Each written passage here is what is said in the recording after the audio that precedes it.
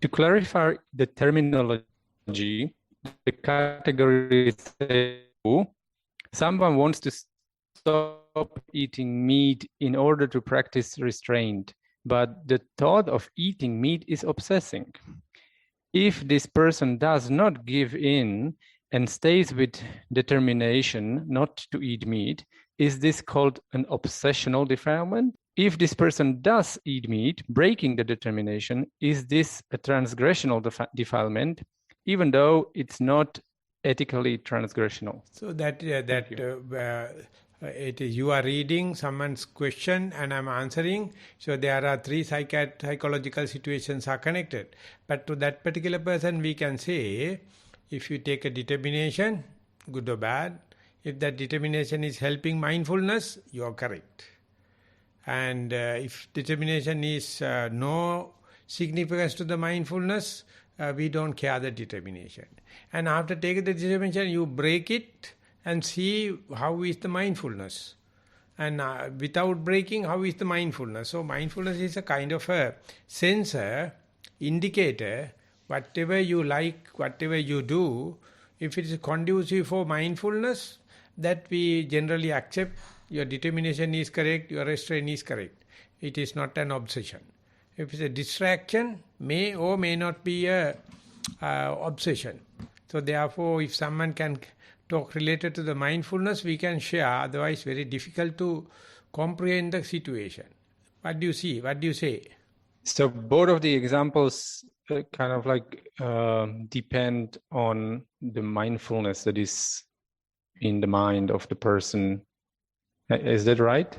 Yeah, if it is helpful for mindfulness, that is good. If it is not helpful for mindfulness, you have to reshuffle, you have to redo it. So mindfulness is a kind of a indicator, kind of a sensor. So you see the situation with respect to mindfulness. And if you are sharing us with the related to the mindfulness, we also can discuss. Otherwise, we have to analyze it in general terms. Like the law, yeah? The general terms will be the law.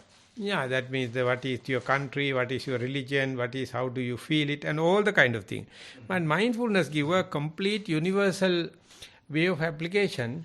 If something conducive for mindfulness, we continue.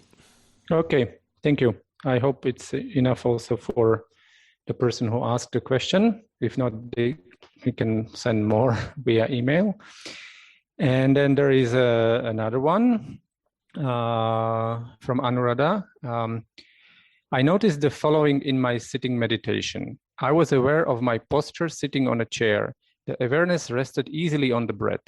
This time, apart from the differences between in-breath and out-breath, such as coolness and warmth, I noticed that each in-breath was different from the previous, sometimes in length, or the force with which it hit the inside of the nostril.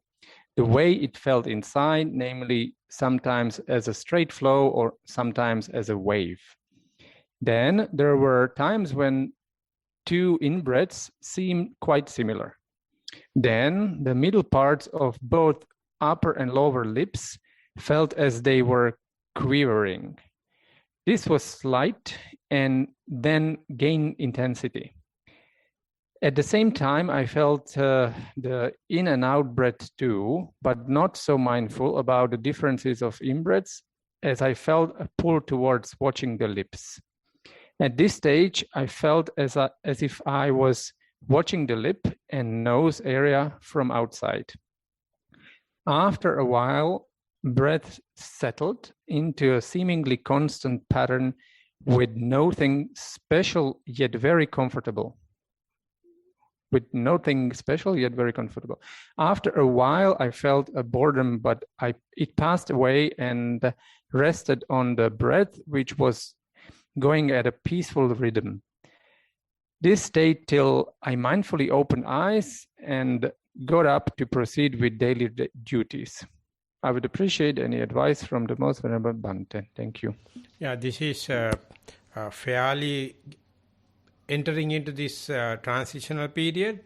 You are not only observing the difference between in and out, you're observing to in-breath differences, out-breath to out-breath differences. So when it is happening, third dimension happen, the quivering nature of the lip. That's also part and parcel of the bodily mindfulness on the body. But when that happens, you attract attention from the breath to the other place may happen. But still, if you can see whether still you are maintaining the difference between in-breath to in-breath, out-breath to out-breath, that means you are very skillful, you can do multitasking. And when again in-breath and out-breath, in-breath is appear like a constant and out-breath appear like a constant, I would like to suggest, as far as you see the beginning of the in-breath versus beginning of the out-breath, usually they have differences. And if you are aiming at the end of the out-breath and the end of the in-breath, exactly the same. So you can see the in-breath from the beginning of the in-breath point of view, or end of the object. So when this is changing, beginning is always multivarious, dramatic, and changes are there. But the end of the in-breath and the end of the out-breath is usually equal. So therefore you have to continue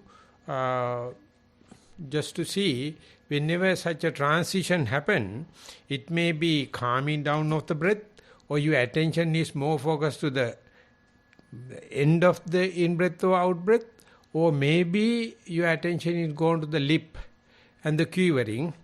So you have to balance it and see whatever it may be. It's a demanding position.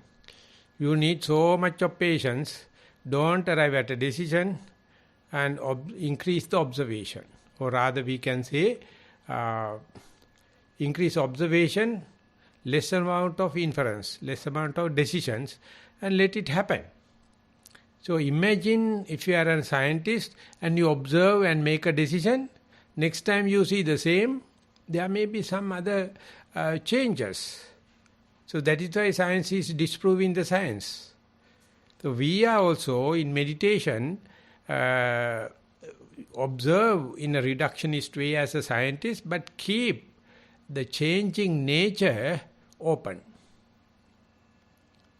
Changing nature can happen shape-wise, manners-wise, natural characteristics-wise. So increase more and more without rushing to a decision. You are in a demanding place, and continue with enough enthusiasm, enough diligence, and soon you will learn the art not to rush to decision. That means non-judgmental, evenly suspended attention, or choiceless awareness. So they happen through this experience. So be patient and continue, please. Thank you very much, Bhante. May I ask a question? Is it permissible? When you said it is a demanding situation, like when I feel the lips as well as the in-breath and the out-breath, everything. Now, since my attention was sort of pulled towards the lips, is it that you suggest that I put the focus on the breath and to see the in and the beginning and the end, and just let the quivering be if it is there, kind of shift it? Of course, is that what you meant? Of course, you don't have a choice. You can't select. You have to just see if it is in-breath and out-breath.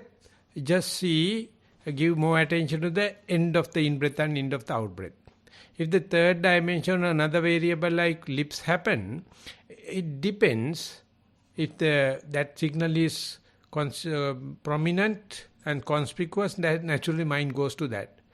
Even if you pull it back to the in-breath and out-breath, it will go back. So you have to be patient and see. This is how our mind is playing tricks. Whenever you are reaching to the critical area, the demanding area, a lot of other things come and disturb you. So you must maintain the mindfulness, so mind without much disturbing, knowing now my attention is not with the in-breath and out-breath, it is with the lips. So whenever that allow me to go to the in-breath and out-breath, if I have the chance, my willpower, I will just see the end of the in-breath, end of the out-breath. So this is how you must be tactful without rather jumping into the situation and disturbing it. So the opposite of maximum or other side is let the things to happen in a effortless way. But it is a one end. The other end is you are manipulating and monitoring. But in between, you must maximize the mindfulness and understand this is a transitional period. Don't arrive at a decision in a one occasion. Let it happen again and again. And easily, when and where the observations enough, observation completed, a decision will happen like a cascading water. When the upper layer is filled, it will cascade down. So you are in a very interesting, dramatic, important area. Be patient, let it happen again and again. Thank you very, very much, Bhante. It is very much more clear. Thank you so much. Welcome.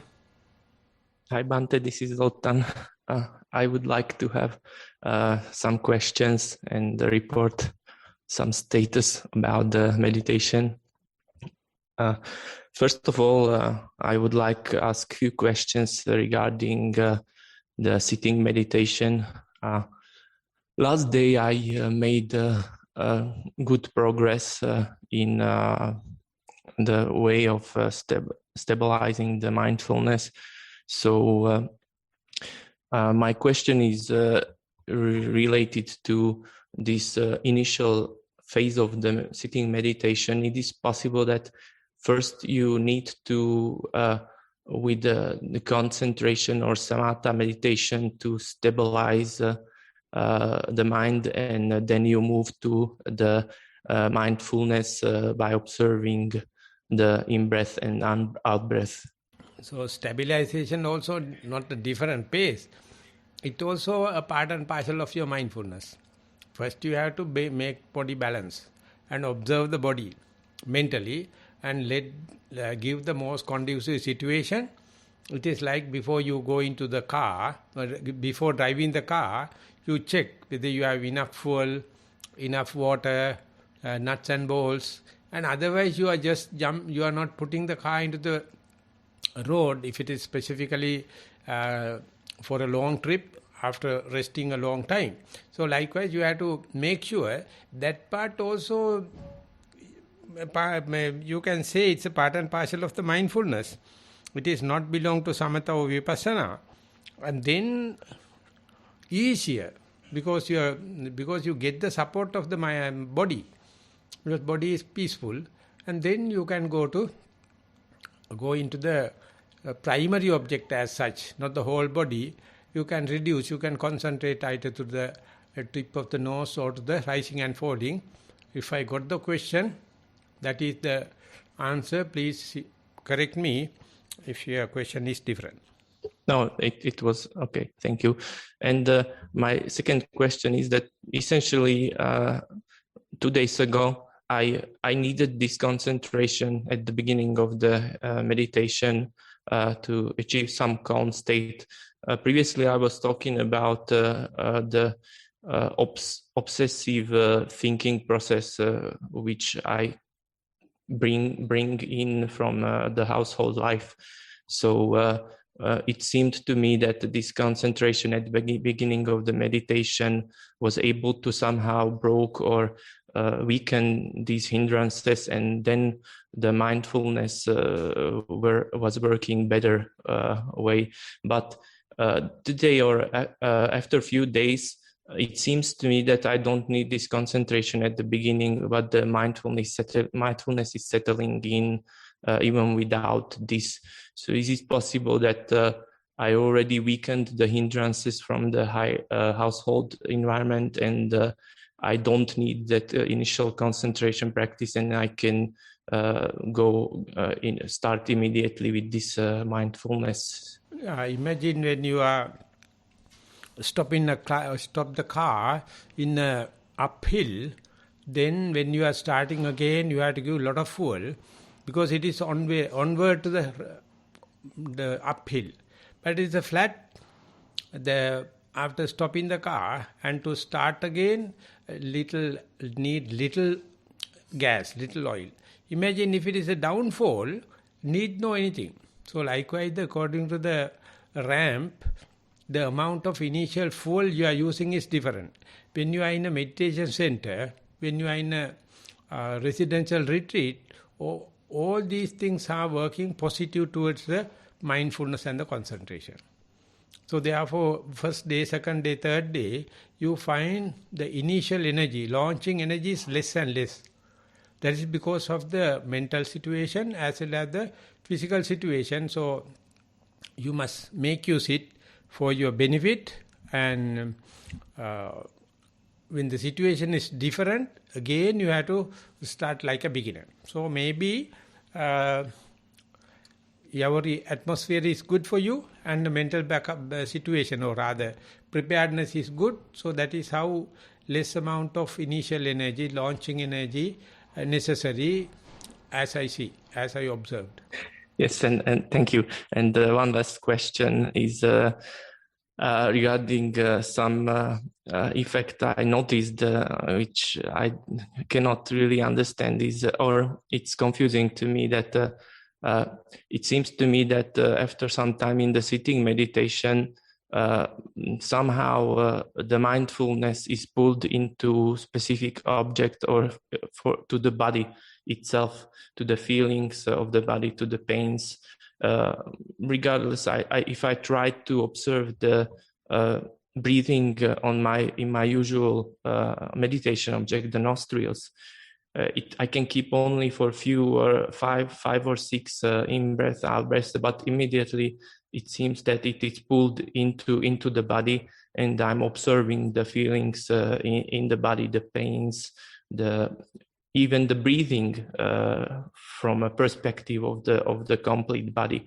So I guess that at this point it doesn't make sense to try to keep the mindfulness on the breathing or sensation on the nostrils. I guess it's the main object is the body in this case. That can happen. Yeah, more and more you shift from the focus or attention to the tip of the nose or to the whole body. When it's happening, you will familiarize this. You can season it, and what is the challenge for you is, while you are observing the whole body, occasionally you can see the breath. If the breath is calming down or getting aggravated, you become closer to the breath or you become distant from the breath. Likewise, there are patterns. There are some trends. So you have to understand, occasionally you may be looking at the breath, but there are some, we call manners. Try to observe it. Even mind is jumping from the whole body to the in-breath and out-breath. The body may be showing some patterns. So it's a two-dimensional kind of observation. And whether mind is go to the body and come back, or whether it is completely with the in-breath and out-breath at the nostrils, make little difference if you know the art, if you have the prepared mind. So try your best. Okay, thank you very much. Good morning, Bhante. This is Samran. Unfortunately, after Dhamma talk, I will be leaving this marvelous place. So I would like to thank you for great instructions and very accurate and helpful answers. I will keep joining remotely if possible. So I have like a couple of experiences, but they all kind of point to the same perspective, I think. So so I'll start like yesterday. After the Dhamma talk, I went for a walk, and there was a lot of this kind of nekkhamma, this joy of renunciation. This is how I felt it, like very light, like I wanted to like throw everything away. and I was feeling this lightness of not carrying anything with me, and I was literally like laughing out loud. So that was really kind of instructive, because I felt that letting go is not supposed to be, like some difficult task, but like a joyful act of like letting go everything. So, and then I had some experience when I noticed that I have to let go of the making decisions, like appropriating making decisions. Then the mind was scared a bit. And then I noticed that there's this like greed for special experience, for some like perfect, enlightenment or something. And there was rebellion in the mind against this kind of this intention in the practice, that I recognized that this is like to get something. So I try to be as natural as I can, and so this is curious. So I ended up with this part of mind that was natural, but it didn't want to practice. It was like this kind of insulted, hurt child that doesn't care about. It didn't sign up for this whole Buddhism thing. It didn't have any motivation to do that. And I realized, when I'm really honest with myself around motivations for the practice, there's this clear like motivation of like this kind of young part of the mind, like a eager schoolboy that wants to get something. But there are other parts of the mind. And I was reminded, like I think it's Ajahn Nissarana who talks about committee of the mind, how we need to learn how to motivate different parts of the mind. So my question was, with regard to this, is how do you see that? Is it necessary to learn how to start the practice from different perspectives, with different kind of motivations, and so that we can join them in the practice? Or is it sufficient to just start with any kind of intention, even if it feels like striving or unwholesome, and then kind of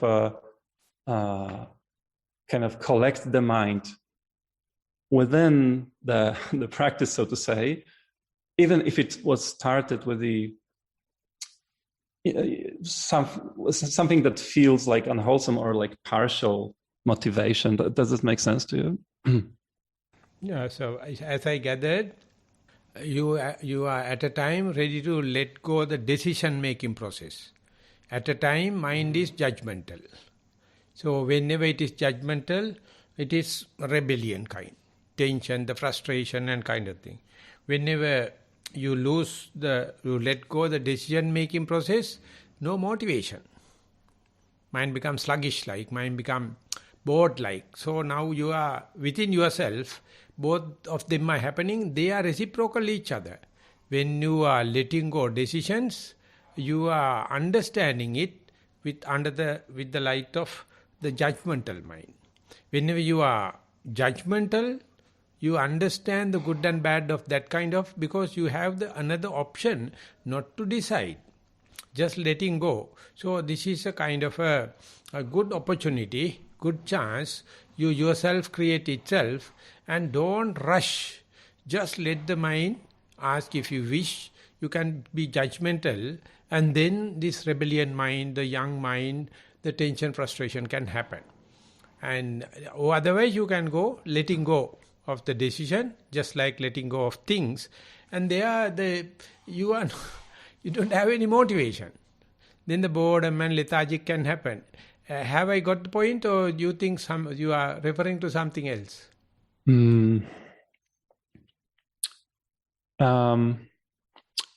I think so. I mean, this kind of rebellious part of it feels like it.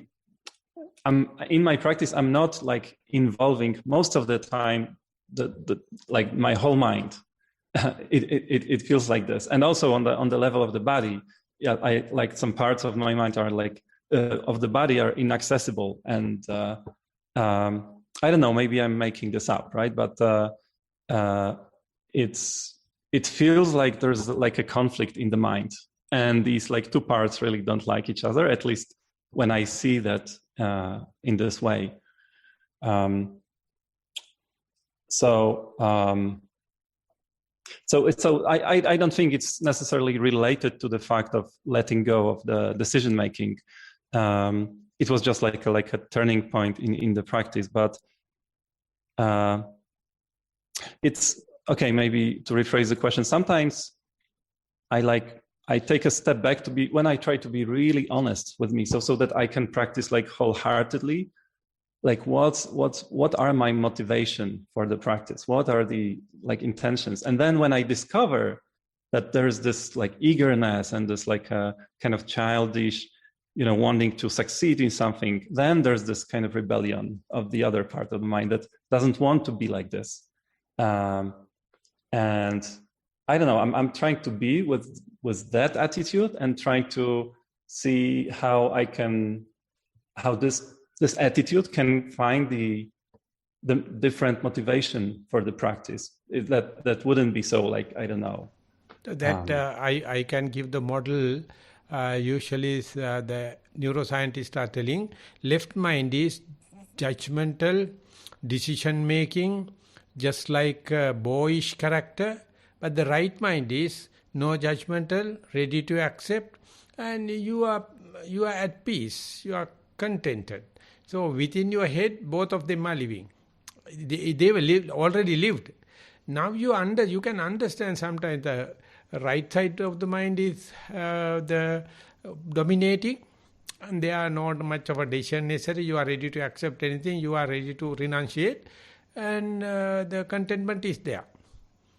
And the other side, judgmental. So you are how to call, becoming aware of two things. Polarizing two things, and let that happen. See which one you prefer. You prefer no motivation, contented, happy life, or judgmental, mental tension and frustration, or together with rebellion character. So let that precipitate, let that continue. You must not take part.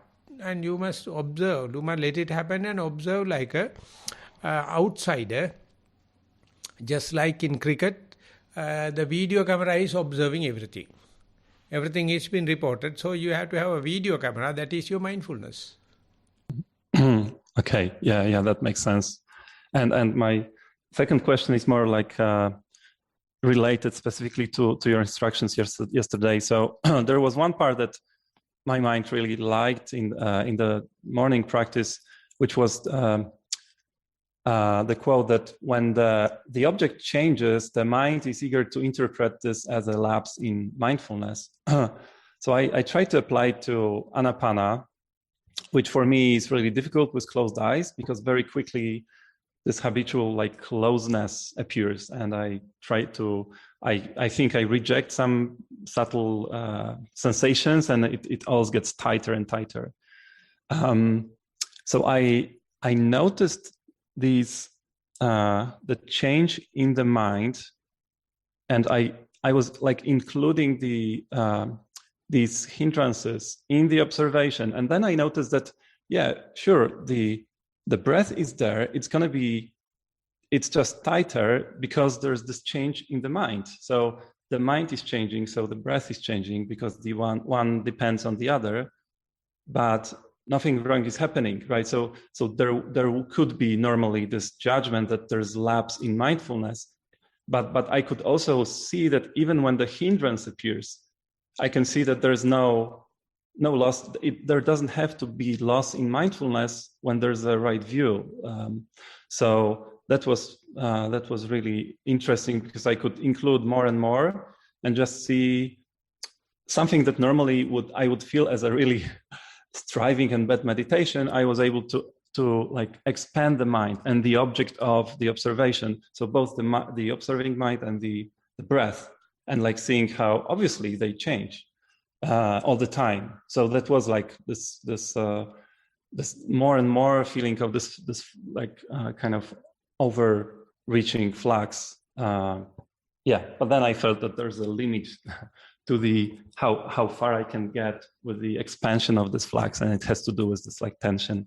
But it feels like a right way for me. And the same, for example, normally whenever I start some task, then the resistance appears. So like the eager part wants to do something, and then there's the resistant part.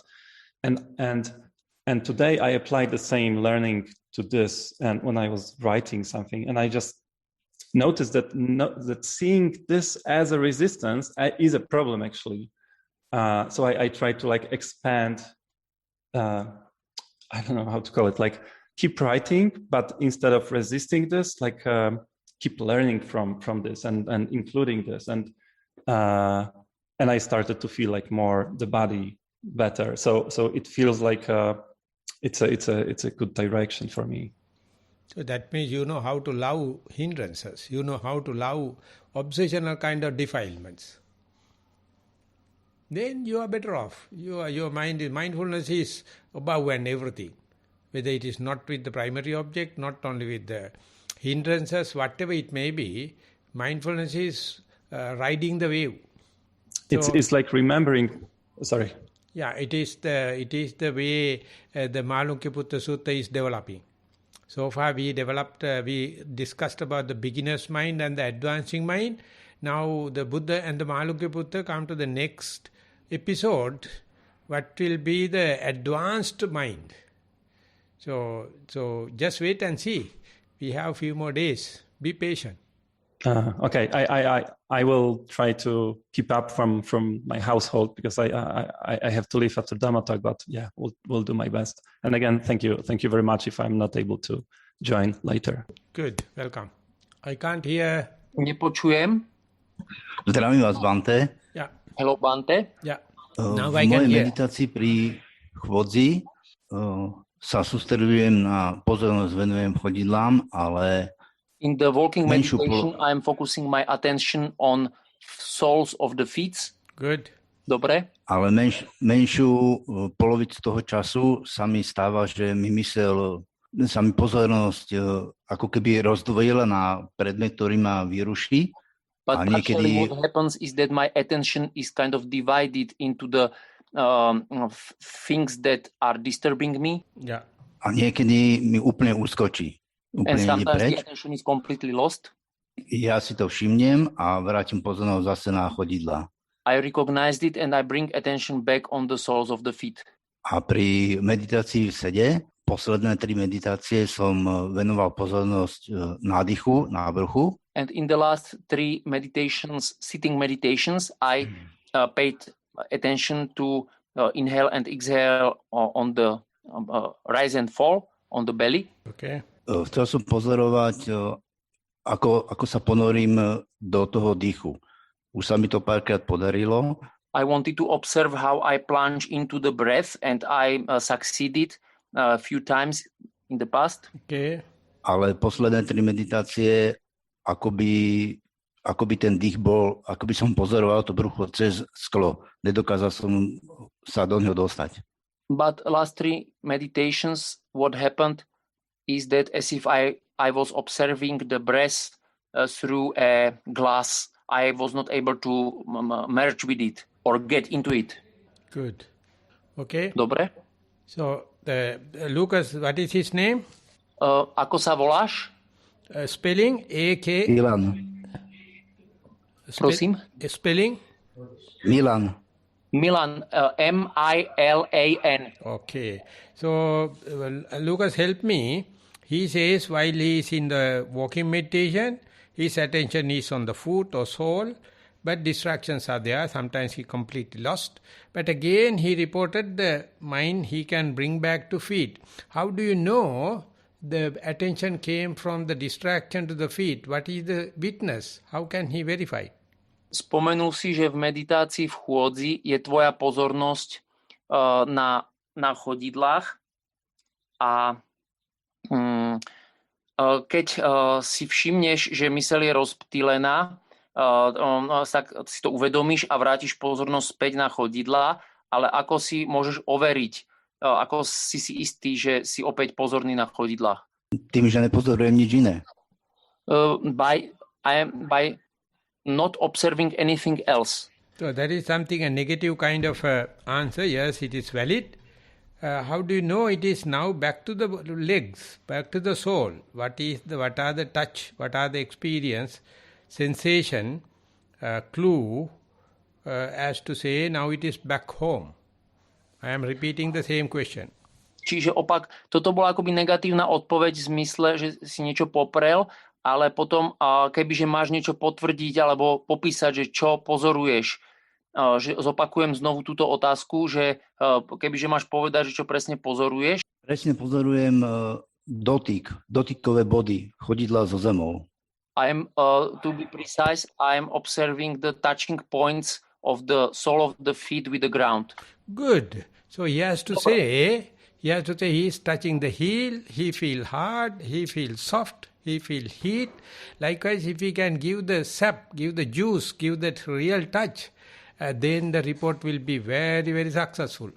Čiže áno, kebyže povieš, že pozoruješ dotyk pety so zemou a pozoruješ tvrdosť alebo mäkkosť tohto dotyku, tak vtedy by tá tvoja odpoveď bola veľmi úspešná alebo správna. Okay, as far as the sitting is concerned, now he knows mind is with the in-breath and out-breath, but there's a distance. He is as if looking through a window like. So more you observe, more you keep the in-breath and out-breath in view with, you have to see what happened to the glass or what happened to the mirror, the seen through glass, or what happened to the in-breath and out-breath.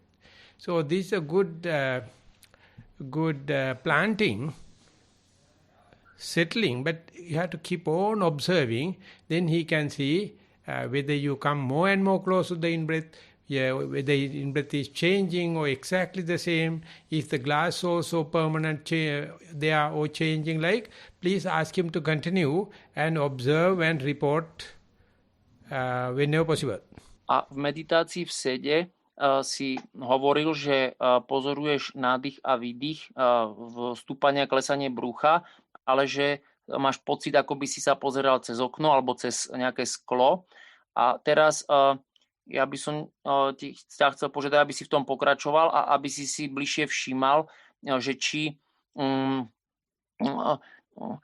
mysel má sklon akoby byť, či sa dokáže akoby bližšie pozerať na nádych a výdych, alebo že či má sklon viac byť,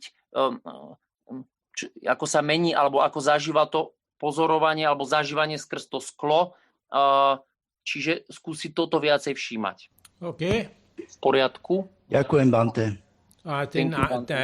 Tell him that looking at the feet in the walking meditation and observing at the nostrils or at the in-breath and out-breath in the sitting is correct method. Now he has already just started. Now he has to continue to observe, and a lot of detail, lot of intrinsic characteristic is about to happen. So he has to go with hope, with confidence.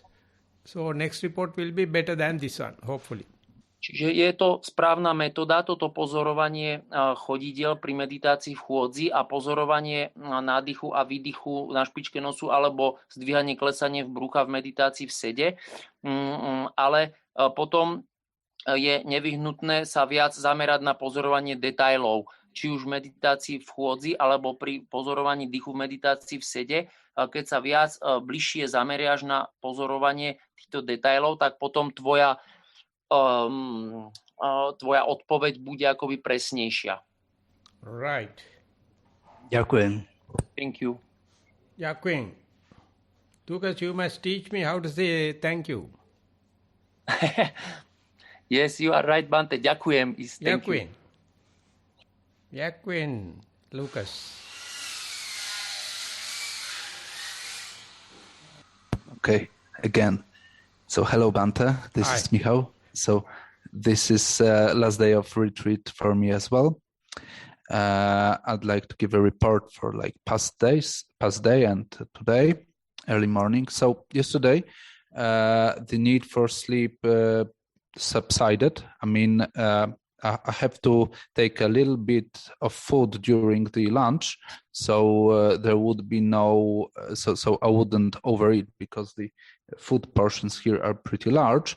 And then there was like no additional like bodily momentum to carry on the possible sleepiness. And then like sleepiness was pretty much gone, but then I was accosted by quite a lot of strong affections and regrets, which was at the start, it was weird.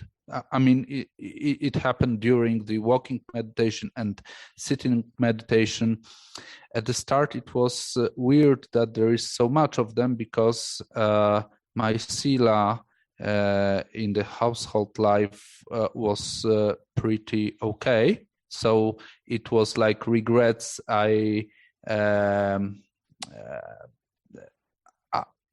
These were like regrets that I shouldn't be having, but I was having. So this was this kind of situations and some pretty strong affections. And like when walking and going back to the primary objects and then being the secondary objects, at some point and cycling through them, at some point I noticed that like this is pretty much the way of the household life, that no matter what will I do, there will always be something that I will miss, something that I will regret, something that I will want, in pretty much in accordance with the First Noble Truth. And then those affections subsided a bit, and I decided to sit in the outside. And then there was like this, the not really affections, but the this emotional apparatus within the body flared up. Like really, I was feeling the tension in the jaws, tension in the throat, like beating of the heart and heaviness in the chest, and it was like really, really strong. So as much as I could, I tried not to push it away, just sit with it. And then and it was very interesting, and I was kind of disappointed in it. I've noticed that because I have some problems with the spine, I've noticed that I have some tension between the vertebrae in the chest that is causing this, causing like this certain part of the nerves to flare up. So I've sat with it for some time, and then I decided I have to like re-stretch the body and so on.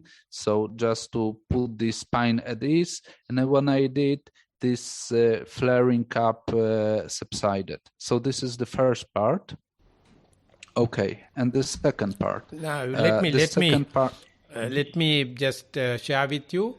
So that means you had some mental kind of a regret, and then sleepiness is not there.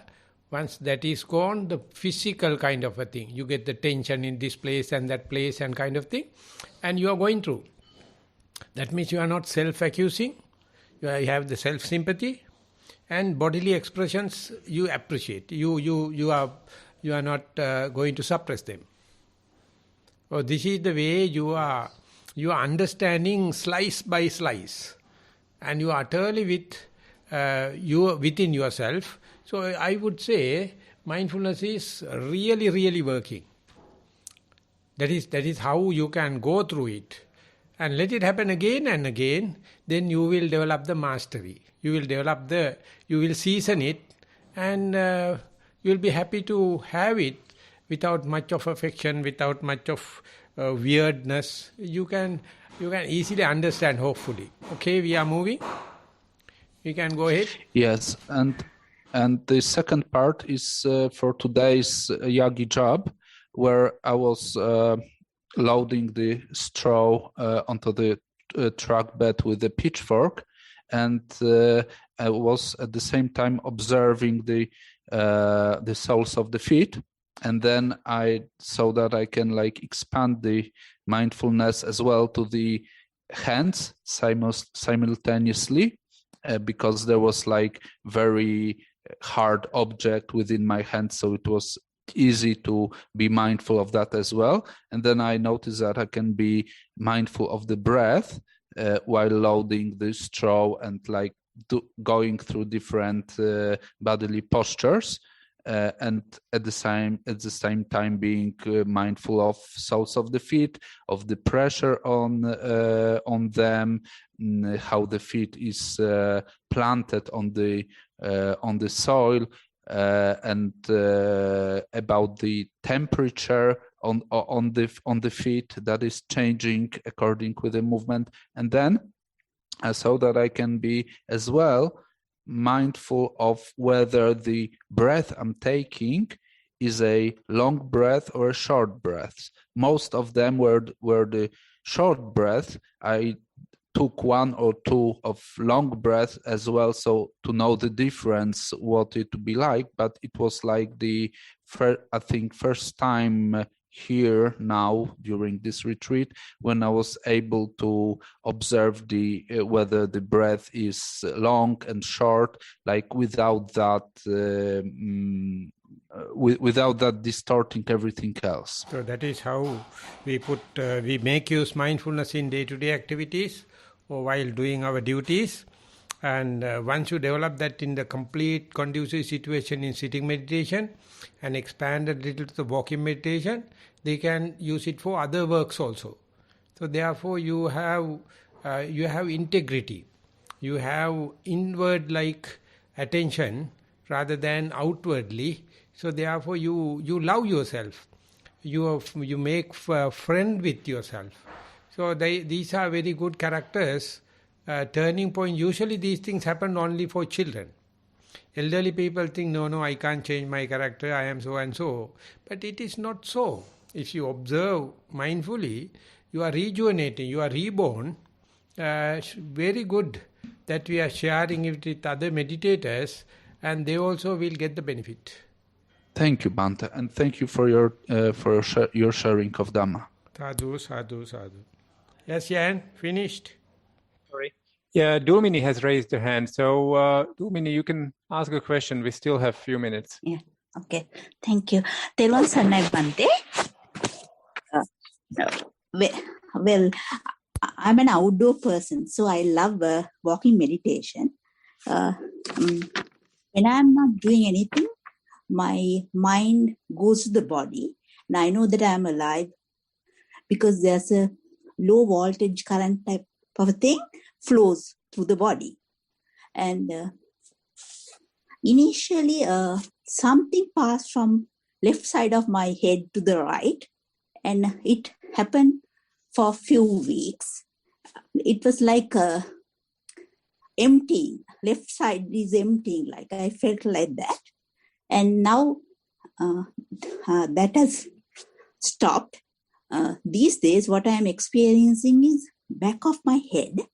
There are circular movements of current type of a thing going on. And sometimes it sparks and something goes out of my ears. I would like to get some advice from you, Bhante. So when these things happen, when you experience this subtle thing, are your awareness and mindfulness is increasing, or doubts and unmindfulness increasing? I think mindfulness is increasing. So then you have nothing to ask from me. You have to be happy. Now your camera is well focused. So therefore you can see all the subtle details. Don't try to make a question out of that. This is how the precision, whenever the focusing happens, more details.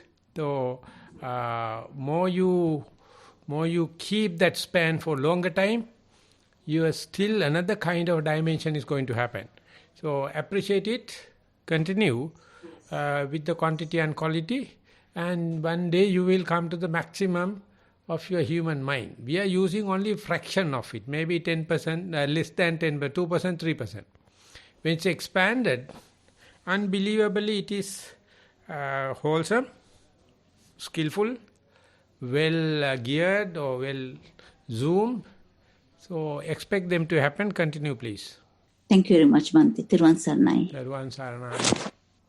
Okay, so if that's all from the online participants, we can close this session. Okay. Thank you. Thank you. Thank you very much, Bhante. Thank you, Jan. Thank you, Lucas. Thank you, everyone. We are sending greetings to all the countries that are joining. It seems this is an international retreat. Australia, India, Sri Lanka, Slovakia, maybe even some other countries. So sending metta to all of you. Bye-bye. Sadhu,